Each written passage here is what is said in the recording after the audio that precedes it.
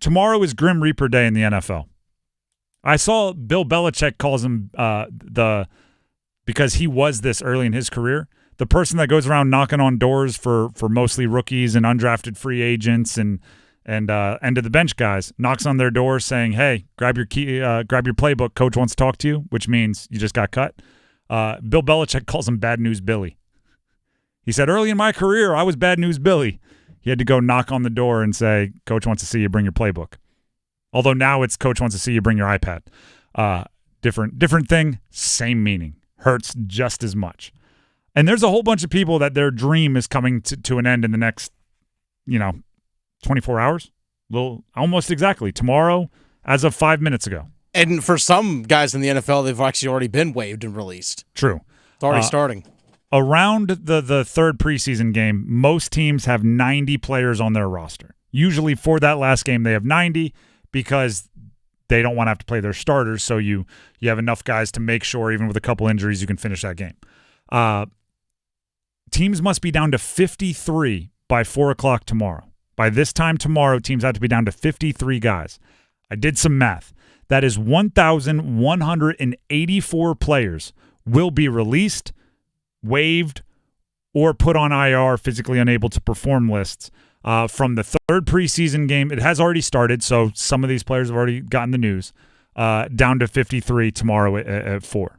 Now, not all of them, it's the end of the road. 544 spots open up on practice squad. That's 17 per team, which, Dennis, you were partially right. We were talking about this off air, and you said, I thought it was 16.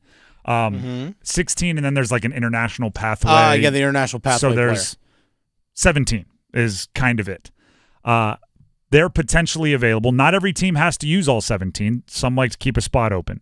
But that's roughly 544 guys that will be waived and then brought back, which is obviously like, so you're telling me there's a chance.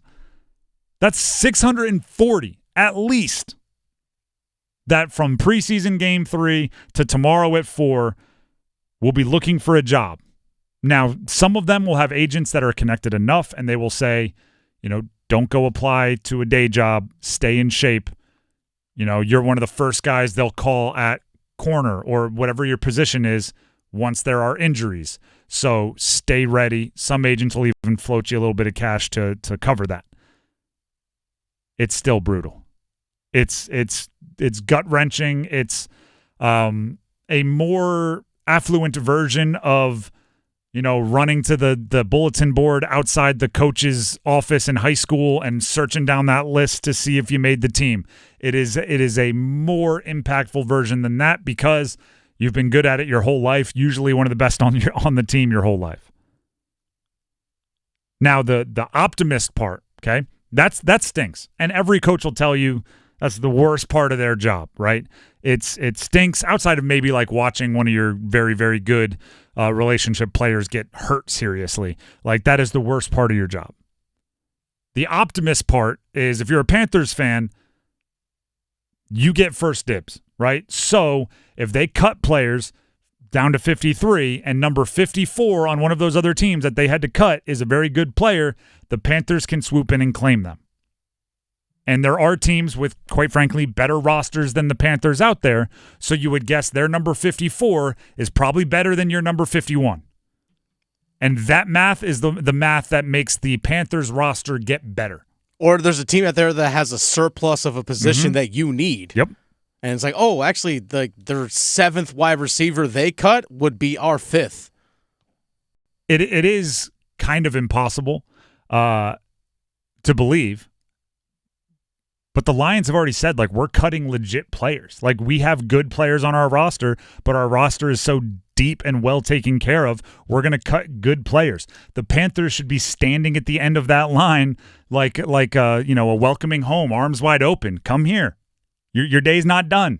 Active roster. Let's roll.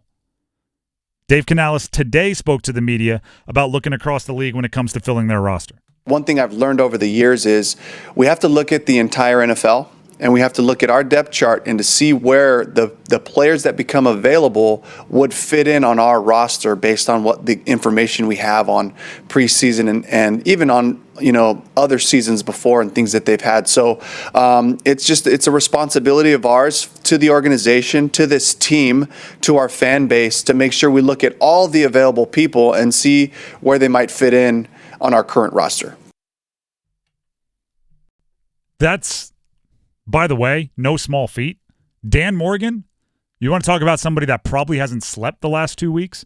Everybody in that scouting department, because think about it. They are scouting the end of their own roster, right? They're making decisions on who's going to make the Panthers. And by the way, great Panthers playbook out there from last week where Dennis and Chris Lee broke down the roster from a bunch of different angles, obviously before the preseason game. But so maybe a few things changed, but not much. Not only is Dan Morgan making all those decisions, they have to pay attention to everybody that might get cut anywhere in the NFL. You can't wait for them to get cut and then go, do we like this player? You have to already have an idea.